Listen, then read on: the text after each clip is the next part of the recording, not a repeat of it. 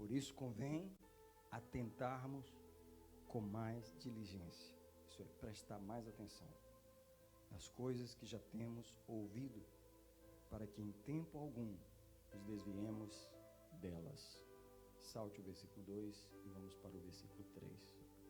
Porque como escaparemos nós, se não atentarmos ou se descuidarmos de tão grande salvação, a qual, tendo sido anunciada inicialmente pelo Senhor, foi-nos depois confirmada pelos que a ouviram. Quem diz graças a Deus pela palavra do Senhor? Só diga assim: eu tenho ouvidos para ouvir a palavra do Senhor. Então eu te abençoo antes de você sentar, e eu declaro agora que nada vai roubar a palavra do Senhor do seu espírito, e que o seu coração está preparado agora com alegria. Diz: o meu coração está alegre. Eu proíbo toda ofensa contra a palavra do Senhor. Eu abençoo agora a palavra do Senhor no teu coração e te abençoo em nome de Jesus. Pode sentar diante do Pai nessa manhã. Eu queria nessa manhã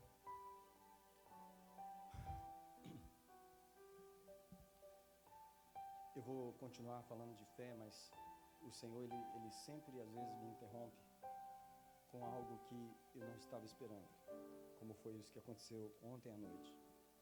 Porque as palavras da série da fé estão preparadas, e o Senhor veio sobre mim tão forte, e Ele falou comigo: você tem que falar com o meu povo, que eles estão negligenciando a salvação que eu dei para eles. Deus fez uma coisa muito forte comigo.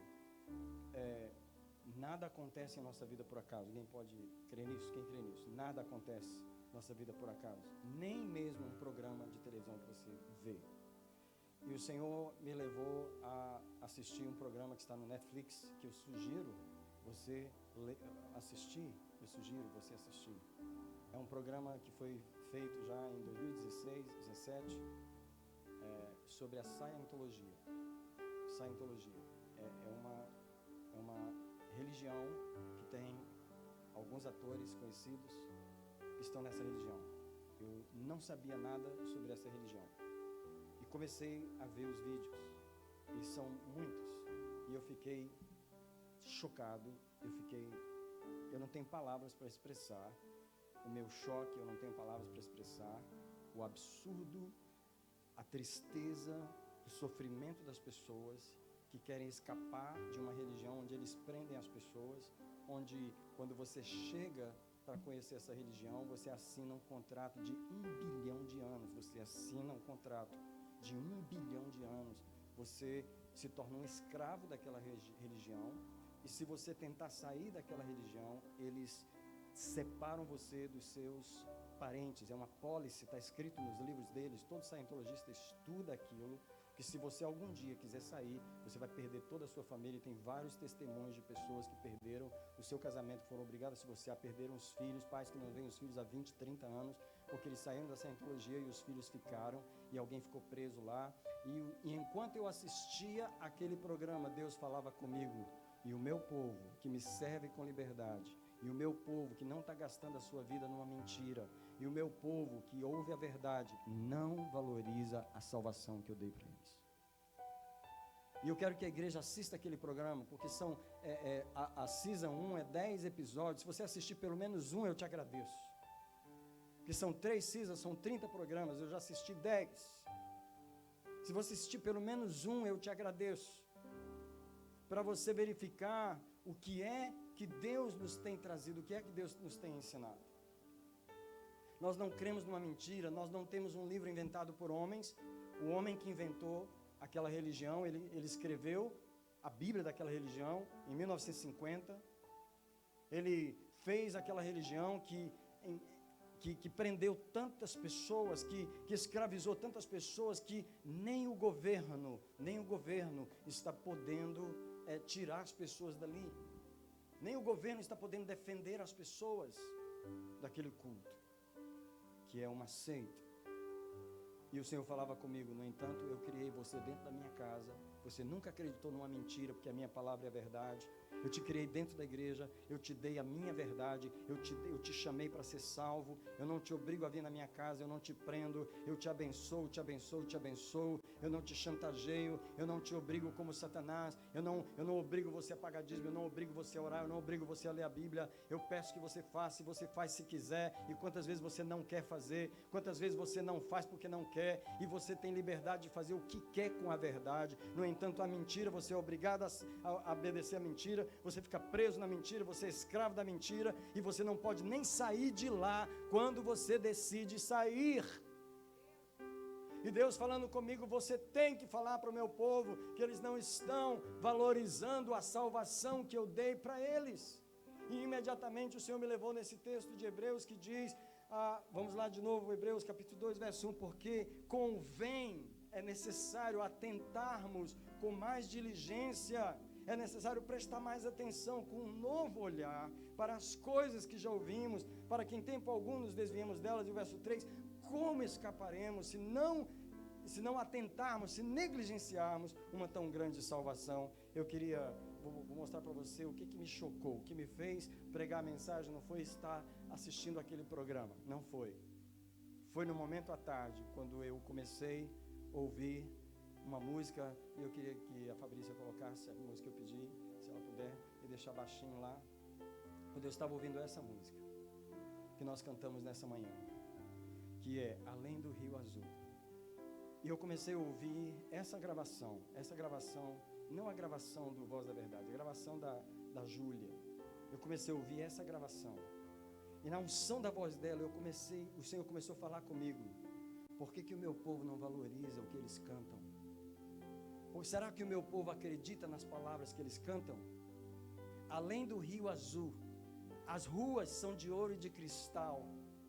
Ali tudo é vida, ali tudo é paz, morte e choro, nunca mais, tristeza e dor, nunca mais.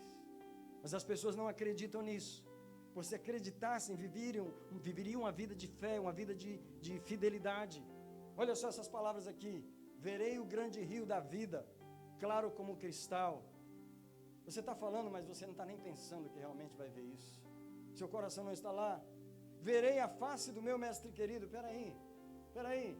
O que é que você está dizendo com uma vida que você não consegue nem vir na igreja? Eu quero pregar nessa manhã com os irmãos que não vêm ao culto.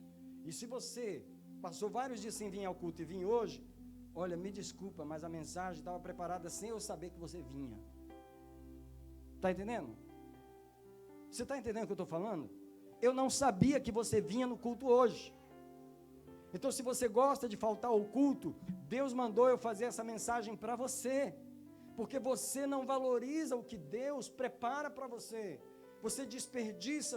O Senhor começou a falar comigo sobre o desperdício da salvação, porque nenhum outro dia da semana Deus reúne o seu povo para alimentar o seu povo. É domingo na casa de Deus. Alguém diz glória a Deus. E nenhum outro dia da semana, Deus reúne o seu povo para trazer uma unção, para fazer o seu povo estar em concordância numa casa, para celebrar a salvação. Diga comigo, no domingo, eu celebro a minha salvação. Então muitas pessoas não valorizam e por qualquer motivo elas realmente não vêm à casa do Senhor. Elas ficam meses, semanas, elas não amam a casa do Senhor. E você vai dizer, verei a face do meu mestre querido. Verá mesmo? Você não vê nem a igreja, como que você vai ver a face do seu mestre querido? Deixa eu dizer uma coisa para os irmãos. Eu não queria pregar essa mensagem, que eu já tinha outra. Mas o Senhor falou para mim, ouve a Júlia cantando. Levanta aí, Fabrício, aumenta aí. Aumenta, Fabrício. Claro como o cristal. Pensa nessas palavras agora, por favor. Verei a face do meu mestre querido. Não haverá mais noite ali. Não haverá nenhum clamor. Verei os olhos de Jesus e tocarei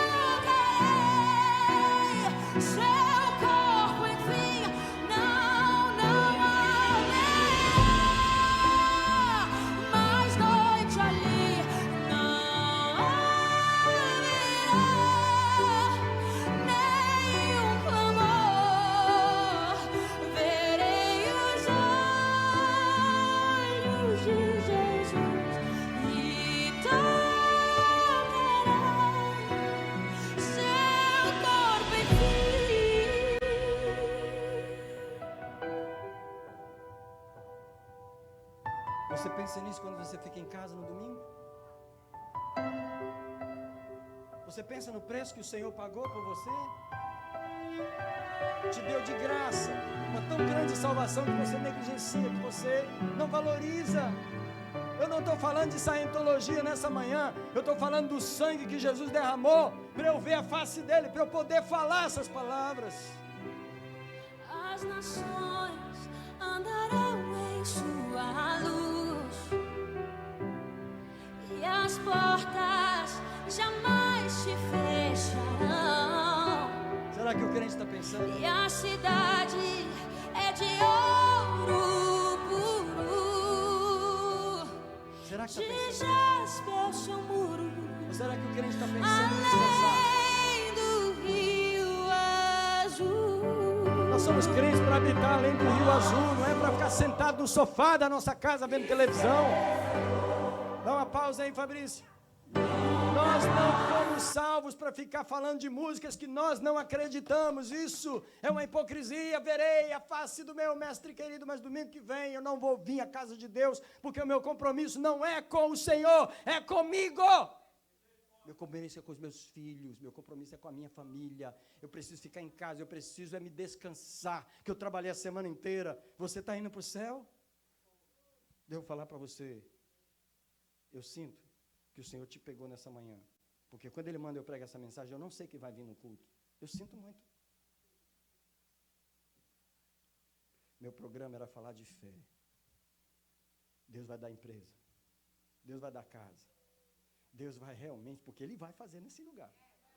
Só que Deus falou comigo, ajusta a igreja primeiro, conserta a igreja primeiro, abre o caminho para eu agir, porque numa igreja injusta, numa igreja que não é fiel, eu não vou derramar minha bênção, porque eu não sou injusto, eu sou um Deus justo. Agora eu queria perguntar, será que o meu zelo pela igreja é só porque eu sou pastor? Então eu queria te perguntar, você não vai para o mesmo céu que eu vou, não? Eu estou servindo por causa do que Jesus fez, eu limpo essa igreja, eu amo a casa de Deus, eu não falto, por causa do que Jesus, e você?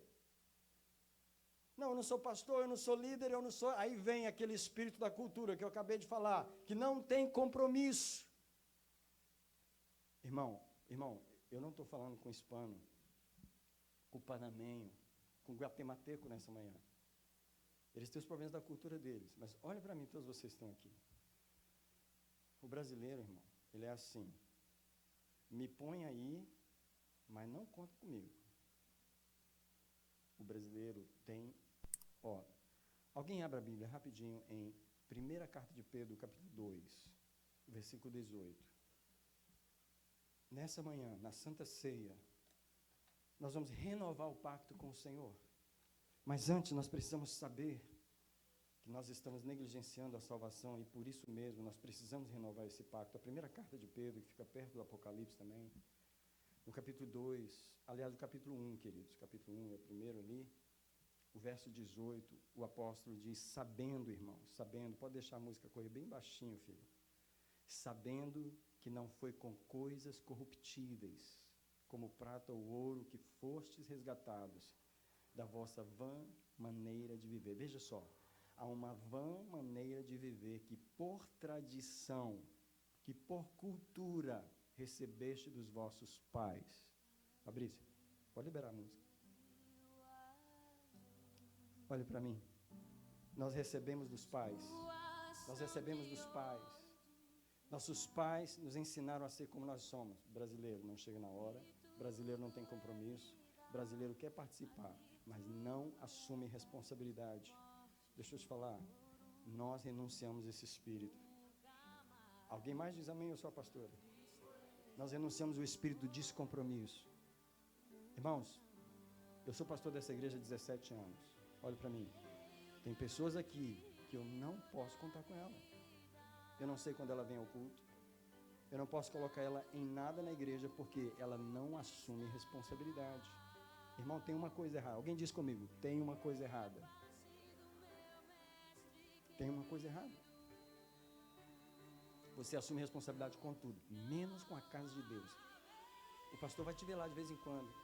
Ah, então você é membro dessa igreja? Sou, de vez em quando você vai me ver aqui, mas não assuma a responsabilidade. não assumam. Irmão, tem uma coisa errada com essa salvação. Que salvação é essa que você tem, que você negligencia ela, que você não luta por ela, que você não paga um preço por ela? Eu gostaria de, nessa manhã, convidar você a olhar para outro versículo. Hebreus, nós hoje estamos em Hebreus, e agora o capítulo 12, no versículo 1. Tem um grupo de pessoas que eu gostaria que você, junto comigo agora, você conversasse com essas pessoas comigo. Hebreus capítulo 12, versículo 1. Porque aqui diz assim: portanto, nós também, olha só, depois de falar do capítulo 11, porque o que é o capítulo 11? O capítulo 11, ele fala da galeria dos heróis da fé, todas as pessoas que serviram a Deus: Abraão, Abel, Noé, Jefté, né? Isaac, José. Aí ele fala da galeria dos heróis da fé, as pessoas que têm a mesma fé, as pessoas que serviram a Deus, e ele fala assim: nós que estamos rodeados de uma tão grande nuvem de testemunhas. Presta atenção, há muita gente que serviu a Deus antes de nós, há muita gente que serviu a Deus antes de nós, há muita gente que foi fiel, não é do tipo que muita gente está servindo hoje. Teve gente que deu a vida, teve gente que serviu a Deus em condições muito mais difíceis, teve gente que fez sacrifícios para Jesus, que você nunca nem ouviu falar. Eu preciso que você leia esse versículo, porque está dizendo: nós também, que estamos rodeados por uma grande nuvem de testemunha, deixemos o embaraço e o pecado que tão de perto nos rodeia, e corramos com perseverança. Aqui está. Não é corramos com descompromisso, corramos com perseverança, com determinação, com fidelidade, a carreira que nos está proposta. Olhe para mim, Deus não nos deu a salvação para a gente: hoje eu quero lutar pela salvação, amanhã não, hoje eu estou desanimado. Alguém diz a palavra comigo: desanimado. Tem crentes que vivem nesse negócio o tempo todo. Hoje eu estou bem, esse mês eu estou bem, eu estou indo na igreja. Entrou a pandemia, estou desanimado de novo. Não sei o que, eu tenho medo, eu não sei o que. Você não tem compromisso. Você não tem compromisso. Hoje eu quero denunciar o espírito, um demônio do inferno chamado descompromisso. Eu faço quando eu quero, eu vou quando eu quero, eu dou o tanto que eu quero, se eu não quero eu não dou. Eu vou se eu quiser ir, se eu não quiser ir eu não vou, se eu tiver outro programa eu não vou, se chegar alguém na minha casa eu não vou, porque a minha prioridade não é o Senhor, a minha prioridade sou eu. No entanto, eu estou rodeado por uma grande nuvem de testemunhas. Eu gostaria de convidar você nesse momento para conversar com essas pessoas. Por favor, converse comigo por enquanto com os patriarcas. Quem eram os patriarcas? Noé, Abraão, Moisés, Enoque. E que essas pessoas, elas venceram pela fé, elas agarraram essa fé, elas creram nessa salvação. Depois, converse com os profetas. Converse com Isaías. Isaías foi cerrado pelo meio. Diz que colocaram Isaías dentro de um negócio e cerraram aquele negócio, cerrando a Isaías pelo meio. Jeremias pregou essa fé. Ezequiel no cativeiro, Daniel no cativeiro, Amós, Ageu, os profetas. Ei, a salvação que você tem foi a salvação de Moisés, foi a salvação de Abraão. Como que esses homens viveram? Como que eles lutaram por essa salvação? Ei, eu quero que você converse com os apóstolos. Converse com Pedro, Tiago e João, qual o preço que eles pagaram por essa salvação. Por favor, olhe para mim. O Senhor Jesus, Ele deu a sua vida por essa salvação. Ele havia sido morto desde a fundação do mundo. Quando Deus criou o mundo, Ele ofereceu Jesus. E nós não valorizamos essa salvação. Ei, o apóstolo Pedro, quando foram matar Pedro, todos os apóstolos, 12, morreram como mártires. A tradição diz que Bartolomeu foi esfolado vivo, tiraram o couro dele vivo. O apóstolo Paulo foi decapitado. No ano 64, provavelmente cortaram a cabeça do apóstolo Paulo em Roma. Pedro, foram crucificar Pedro igual Jesus, e Pedro diz: eu não sou digno de ser crucificado como meu mestre. Vira a cruz de cabeça para baixo. Deixa eu te falar, isso é compromisso. Coisa que os crentes não têm. Compromisso com a salvação do Senhor. Por favor, eu quero ler mais uma vez com você, Hebreus 2. Convém atentarmos com mais diligência para as coisas que já temos ouvido. Versículo 3, Como escaparemos nós se negligenciarmos tão grande salvação? Eu estou falando da salvação que os apóstolos morreram por ela. Os apóstolos deram sua vida por ela. Olhe para mim por um momento.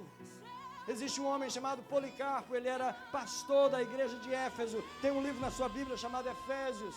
No ano 155, Policarpo era pastor dessa igreja. Policarpo era um homem de 84 anos que serviu a Deus. Ele parecia um anjo. E Roma começou a perseguir aquele homem. Ele fugiu para uma fazenda, ficou alguns meses escondido. Mas a polícia do império descobriu onde ele estava. E quando os soldados chegaram na sua casa, ele recebeu os soldados. Ele deu comida para eles, ele deu alimento para eles. Ele sabia que ele seria morto no dia seguinte. Mas Policarpo pediu: posso ter um momento de oração? E eles deixaram Policarpo orar. E Policarpo se levantou e começou a orar. Ele pediu 1 hora para orar. E Policarpo começou a orar ali na frente dos soldados. E ele orou por 2 horas. E Policarpo chorava, e Policarpo agradecia o Senhor. E Policarpo adorava o Senhor, um homem de 84 anos, ou 86 anos. Ele adorava o Senhor, e os soldados não entendiam: nós vamos matar esse homem amanhã. Ele vai morrer na fogueira. Como que ele pode estar tão feliz? Compromisso.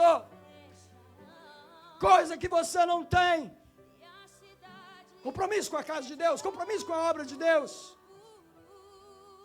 Você está com medo de um vírus? Aquele homem não tinha medo da fogueira.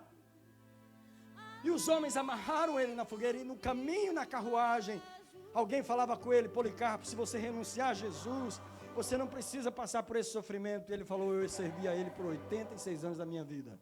Ele nunca falhou comigo. Como eu o trairia o meu Senhor agora? No momento que eles trouxeram Policarpo e amarraram no poste, eles iam amarrar. Eles trouxeram a madeira, eles colocaram a madeira. Isso está escrito nos livros. Tem um livro chamado Documentos da Igreja Cristã, que você pode ler essa história que eu estou te falando. E eles colocaram a madeira, e eles vieram amarrar Policarpo. Policarpo falou: não precisa me amarrar. Olha, presta atenção. O homem falou: não precisa me amarrar. Eu não vou fugir do fogo.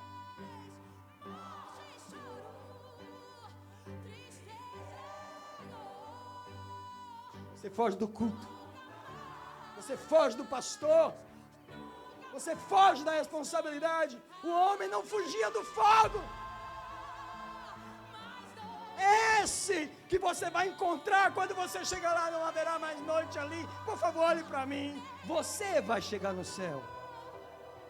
Só que você vai ter vergonha quando chegar lá. Porque você vai olhar para Policarpo. Ele deu a vida e você nem na igreja queria vir. Você vai dizer: eu não mereço contemplar a face de Jesus e tocar no seu corpo. Eu não mereço. Eu não mereço estar aqui. Eu não fiz nada por Jesus. Nem sair do banco da minha casa para vir à casa de Deus eu tinha coragem de vir. Nem ser fiel eu tinha coragem. Vou dizer para você, igreja: antes de Deus trazer os seus milagres nesse lugar, Ele tem que nos corrigir nesse lugar. Ele tem que limpar a sujeira que está em nosso coração. O descompromisso com a obra de Deus, da cultura brasileira, esse pecado ínfimo.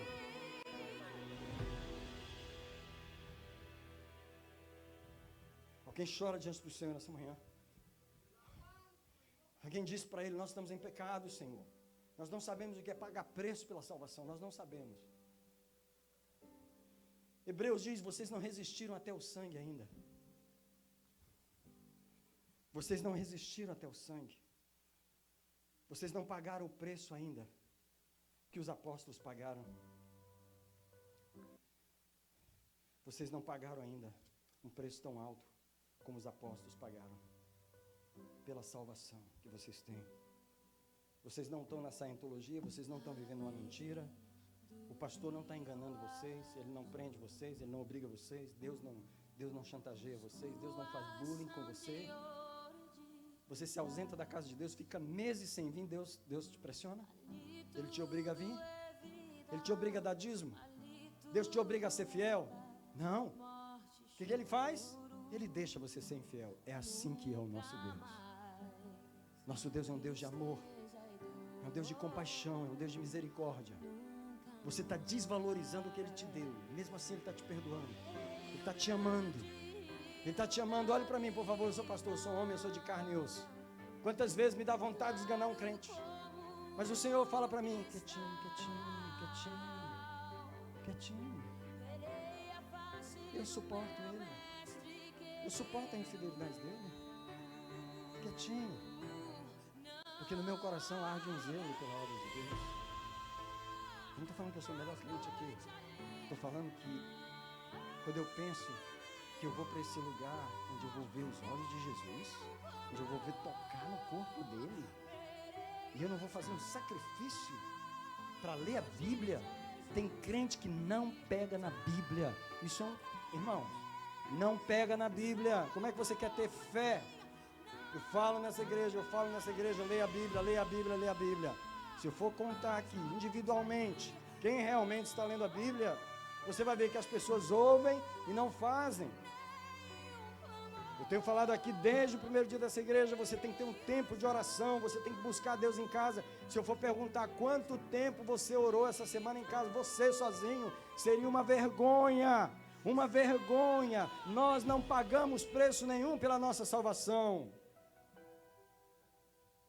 No entanto, eu vejo Deus trazer um pastor americano que nunca veio a essa igreja. Ele chega aqui no púlpito e Deus diz assim: eu vou abençoar essa igreja. Eu falei: Senhor, como tu vais abençoar essa igreja se tu não acertar ela primeiro? Senhor, como tu vais dar prédio novo? Tu vais trazer centenas de pessoas para uma igreja que as pessoas não são nem fiéis em vir ao culto. Dá $20 de dízimo, você não ganhou $200. Por que você rouba o Senhor? Por que você rouba o Senhor? Você não ganha $200 por semana. Isso não é dízimo. O dízimo é o 10% do que você ganha. Fala para mim, irmãos. Fala para mim, por favor. Mediante tudo que Deus tem nos dado, tudo que Deus tem nos... Olha, Fabrício, aumenta essa música aí, por favor. Onde é que você vai morar? Onde é que você vai morar?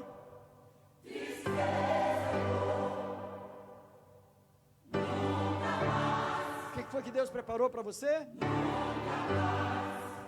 E você não quer dar o dízimo? Você não quer vir na igreja? Você vai morar nesse lugar? Você acha que merece morar nesse lugar? Você não sabe o que é fazer sacrifício. Você não sabe o que é matar sua carne. Você vive em torno de você mesmo. Você é o seu próprio Deus.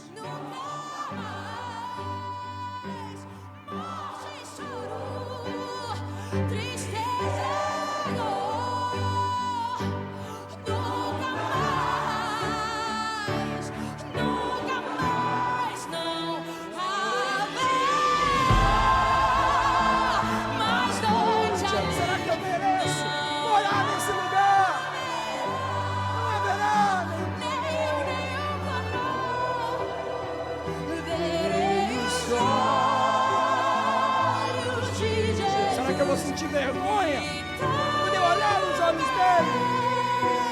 Eu fui infiel na terra, eu não me sacrificava, eu cuidava da minha vida, eu não te servi, eu não te adorei, eu fui um crente morno a vida inteira, eu não queria compromisso.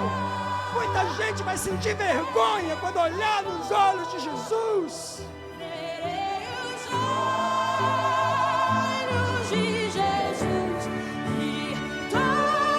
Vai ser os olhos de pastor nenhum, vai ser os olhos de pastor nenhum.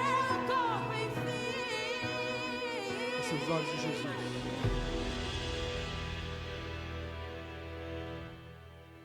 Namita, na hora de você dizer, está doendo, mas está bom.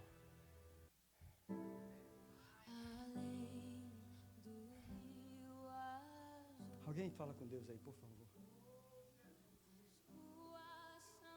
Você não tem ideia do preço que eu estou pagando para pregar essa mensagem.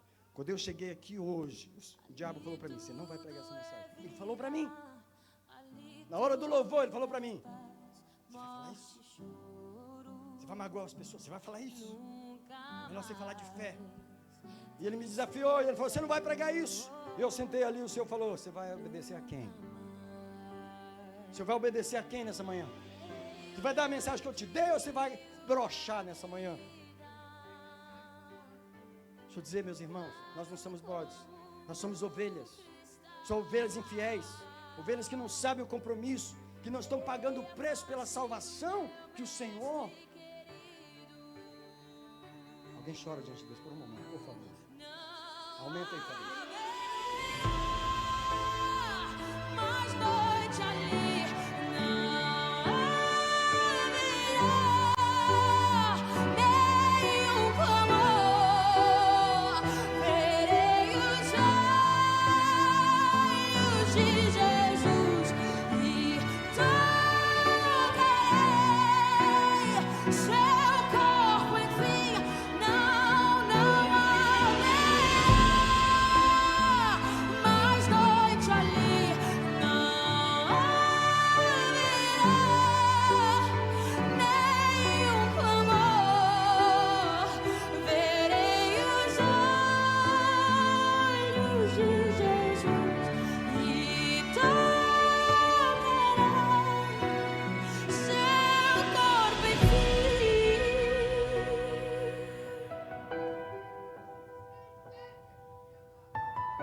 Eu sei que eu não paguei pela minha salvação, mas eu quero merecer pelo menos olhar nos olhos de Jesus. Eu não quero sentir vergonha quando eu olhar nos olhos dele e dizer: eu desperdicei a minha salvação. Eu não quero sentir vergonha quando eu olhar nos olhos dele lá no céu. Quer dizer, eu sacrifiquei a minha vida, eu entreguei tudo que eu tinha, eu entreguei pelo Senhor, eu abri mão de tudo pelo Senhor. Eu realmente te amo de verdade, eu realmente te E amo as de verdade. portas jamais se fecharão, e a cidade é de ouro puro. Você acha que gente sem compromisso tem direito de estar nessa cidade? Gente que não se importa com a casa de Deus, com a obra de Deus, gente que não tem. Será que merece estar naquela cidade, entrar naquela cidade, onde quem está lá, pessoas que morreram, deram a sua vida pela salvação? Estevão deu a sua vida pela salvação. Policarpo deu a sua vida. Paulo deu a sua vida. Quantos homens deram a sua vida pela salvação? E eu não quero vir na igreja, eu não quero me levantar de casa, eu não quero abrir a Bíblia em casa e ler. Meus irmãos, nós estamos em pecado. Morte, choro, tristeza e dor. Nunca mais. Morte, choro, tristeza e dor.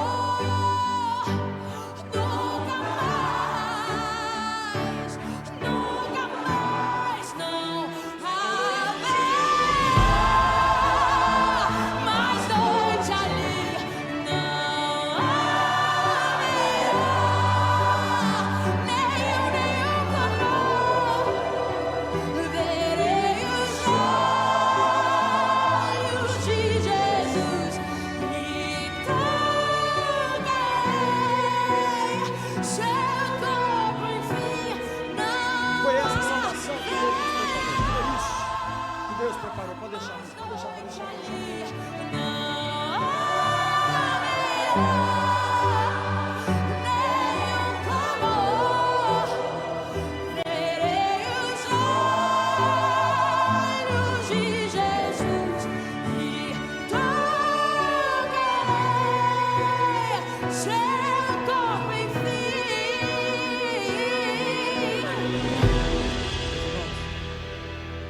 Jesus pagou um preço terrível. Nós não pagamos preço nenhum. Olhe para mim, por favor. Eu servi a Deus desde a minha infância. Eu fui apresentado bebezinho no púlpito. Eu servi a Deus a vida. Você acha que eu fiz alguma coisa? Eu não fiz nada. Você acha que eu sacrifiquei alguma coisa? Eu nunca perdi um braço por Jesus. Eu nunca perdi uma perna por Jesus. Eu nunca fui ameaçado de morte por Jesus. Eu sempre vivi uma vida de paz. Que sacrifício você acha que eu fiz? Hã? Eu nunca passei um dia numa prisão. Olha para mim, eu nunca fui preso. Jesus foi preso, Paulo foi preso, Pedro foi preso, João foi preso, John Bunyan ficou preso na prisão de Londres, Lutero foi preso. Quantos homens e mulheres de Deus ficaram presos? Eu não sei o que é as grades de uma prisão. Eu não paguei preço por Jesus. Eu vivo uma vida de paz, não falta dinheiro, não falta carro, não falta roupa bonita. Eu rejeito as camisas que eu tenho, eu rejeito as coisas que eu tenho. Eu falo, Senhor, eu não preciso de tudo isso, eu tenho muito conforto, eu vivo no melhor país do mundo. E eu digo, Senhor, eu não faço nada por Ti. Que sacrifício nós estamos fazendo para Jesus? Eu quero te perguntar. Vida confortável, preguiçosa, descomprometida, de praia, de churrasco, de festinha, de visita de aniversário na casa de amigo. Tem culto, mas eu vou na casa da minha amiga, porque é aniversário do filho dela, e eu preciso honrar minha amiga. Deus eu posso desonrar, o que morreu por mim, eu posso desonrar, mas a minha amiga eu não posso desonrar, porque o filhinho dela está fazendo aniversário de 1 aninho, eu preciso matar o culto para ir no aniversário. Vai mesmo, que você não merece a salvação que Ele pagou por você. Quando eu olho para a Bíblia, gente que foi cerrado no meio, gente que perdeu os olhos, gente que foi esfolado vivo, gente que foi crucificado de cabeça para baixo. Eu olho para os crentes de hoje, eu tenho vergonha, me dá náusea, Espírito do descompromisso, eu te confronto nessa manhã, nesse lugar. Espírito da irresponsabilidade, eu te confronto nessa manhã e eu te expulso desta igreja. Cabe a você agora fazer isso na sua vida. Cabe a você fazer o seu compromisso com Deus. Eu sinto muito, eu não sabia que você ia vir no culto. Eu não sei quem vai vir no culto, eu nunca sei.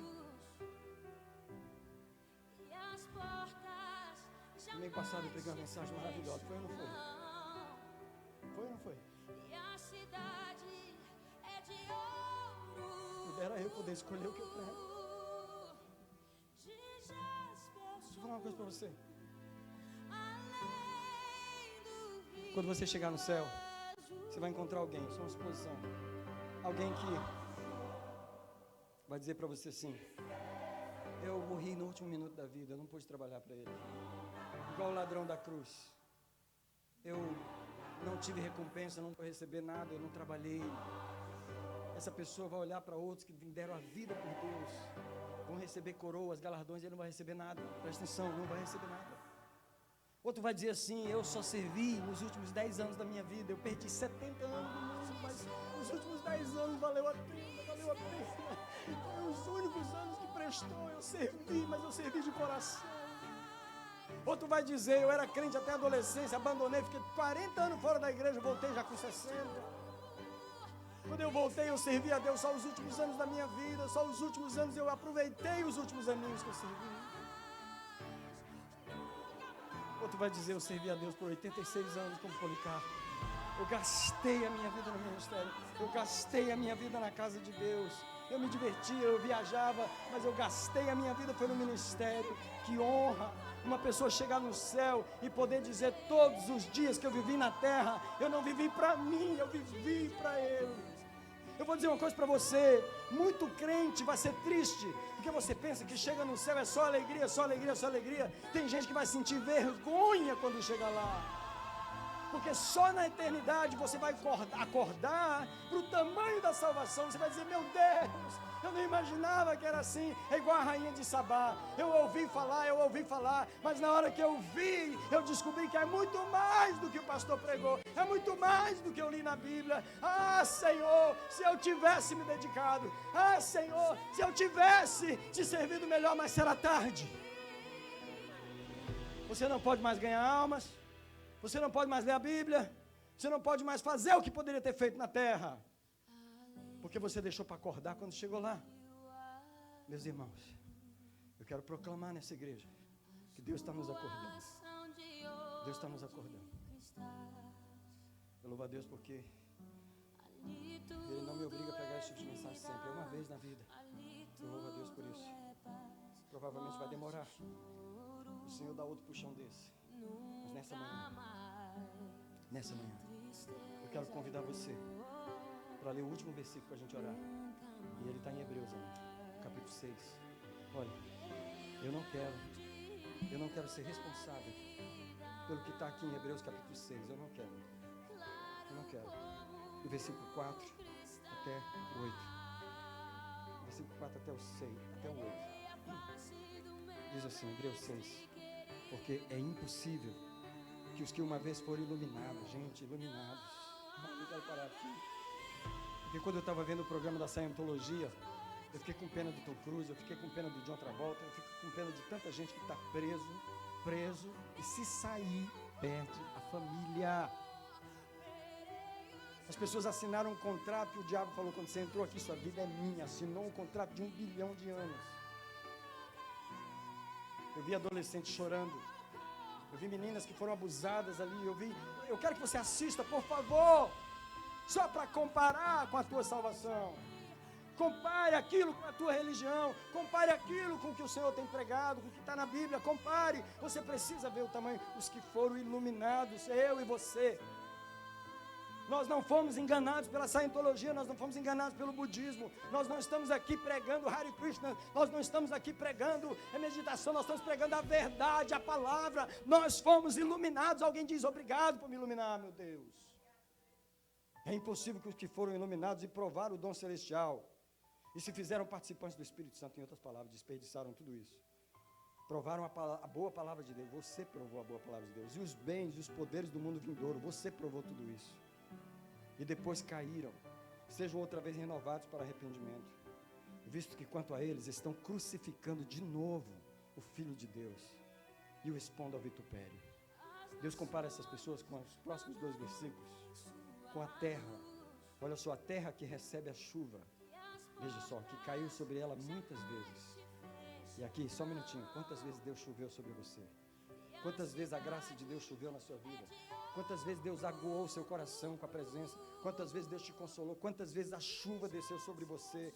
Você é uma terra que já recebeu muita chuva do céu. Presta atenção, você não vive no Nepal, você não vive nos Himalaias, você não vive na Oceania, você vive onde você ouve a palavra de Deus todo dia. A chuva está caindo sobre você todo dia. Essa terra, quando ela recebe a chuva e produz a erva proveitosa, para aquela por quem ela é lavrada, nós estamos sendo lavrados por Deus, nós estamos sendo cultivados por Deus. Essa terra recebe a bênção da parte de Deus. Eu quero ser essa pessoa que Deus investe em mim, que Deus, tudo que Ele coloca em mim, Ele tem prazer, porque Ele sabe que o que eu botar aqui vai dar fruto, o que eu botar aqui vai dar fruto. Se eu der saúde, vai dedicar na minha obra, se eu der vida, vai dedicar na minha obra, se eu aumentar 10 anos de vida, vai continuar me servindo, vai continuar fazendo a obra. Então eu quero que Deus tenha prazer de investir em mim, tudo que Ele coloca em mim, Ele sabe que Ele vai ter um retorno. Mas quantas pessoas Deus está colocando e não tem retorno? Deus fala, eu dou tanto nessa terra, eu coloco tanto nessa terra, ela não produz nada.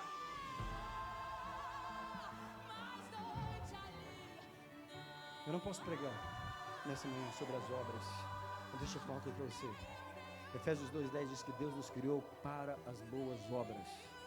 Obras que tem centenas de pessoas, milhares nas pessoas nas igrejas, que só... Vou te falar qual é a obra dele na igreja, vou te falar agora. Qual é a obra que a pessoa faz na igreja? A obra dela é essa aqui.